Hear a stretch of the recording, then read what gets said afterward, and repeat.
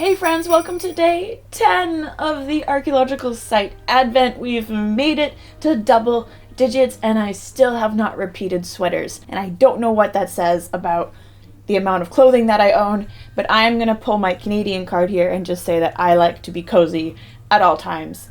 And I'm just not a fan of the cold. Today I'm actually wearing one of my all-time favorite sweaters because it has elbow patches and it makes me feel smart, but it also has a hood that makes me feel like a Sith Lord, and it also helps me hide from the world.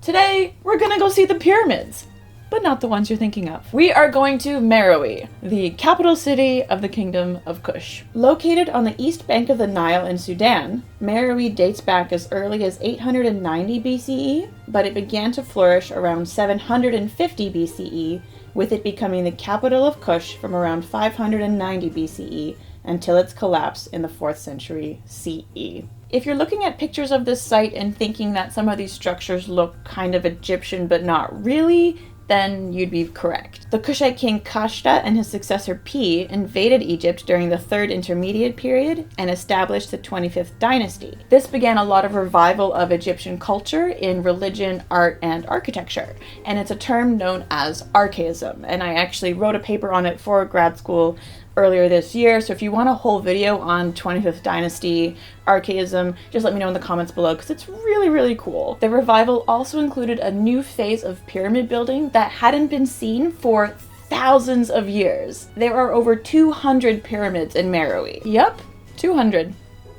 It's crazy. After the Nubian kings were booted out of Egypt by the Neo-Assyrians and their original capital city of Napata was raided by the Achaemenids, Meroë became the new capital of the Kushite Kingdom. Meroë's separation from a lot of outside influences also allowed it to sort of create this cool, like Egyptian Meroitic hybrid culture. Many similar gods were worshipped, such as Egyptian gods, Amun and Isis, alongside indigenous ones. And statues of kings were represented in Egyptian fashion, but with local elements. I am absolutely obsessed with the 25th Dynasty and the Kushite Kingdom and Nubian archaeology and everything, and I think it deserves a lot more attention when we think about African archaeology, so definitely look into this one more. It's really cool. If you want more videos on it, just let me know in the comments below. That is it for day 10 of my Archaeological site Advent. If you like that video, go ahead and smash that like button down below. Don't forget to subscribe to the channel to make sure you don't miss out on any other videos for the rest of the, oh my god,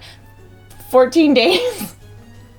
I'm gonna get better at math, I promise. Big thank you to all of my patrons over on Patreon. If you like the channel, you want to support the channel, head on over to Patreon and become a patron. Here are all of my socials, and as always, stay dirty, my friends.